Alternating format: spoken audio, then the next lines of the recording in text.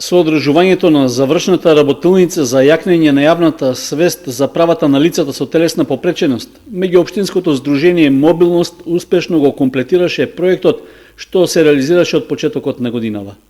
На работилницата стана збор за правата на оваа група граѓани на нивните работни места, односно за можноста реално да најдат вработување според нивната физичка состојба и едуцираност. При тоа беше констатирано дека околу 1/3 од вработените лица со физичка попреченост во источниот регион се соочуваат со дискриминација при вработувањето или пак на работните места ако веќе се вработени.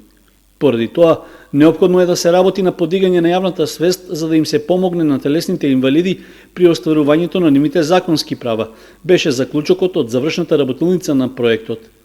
Има дискриминација, меѓутоа лицата со инвалидност се плашат да пријават во надлежните институции, пред се мислејќи заради тоа што ќе се загрози нивната екзистенција, а секако има и посебно во Кочани многу добри примери за успешни работодавци кои што на никој начин не вршат дискриминација на лицата со попреченост.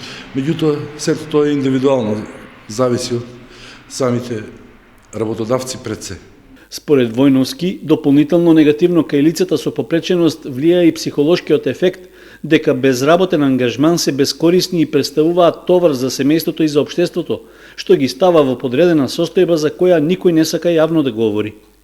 Има многу лоши примери каде што лицата со попреченост се вработени седат дома, а зимаат плата. При тоа плата зимаат минимална плата и од таа минимална плата дел од парите пак ги враќаат на работодавецот. Има такви многу примери, меѓутоа никој не се осмелува да каже јавно пред надлежните органи. На работилницата со членовите на Мобилност, која ги опфаќа лицата со физичка попреченост од Кочани, Виница, Делчево и Берово, беше нагласено дека актуелните законски прописи за оваа проблематика се одлични и целосно се во согласност со прописите во Европската Унија. Но извесен дел од нашите работодавачи наоѓаат можности за непочитување и злоупотреба на прописите, поради што неопходни се постојани и сериозни контроли за почитување и доследното спроведување на законските одредби. Проектот Попреченоста е прашање на перцепција финансиски беше поддржан од Националниот совет на инвалидски организации и Македонскиот институт за медиуми, а се реализираше во соработка со Канцеларијата на Европската Унија и на Британскиот институт за медиумска различност.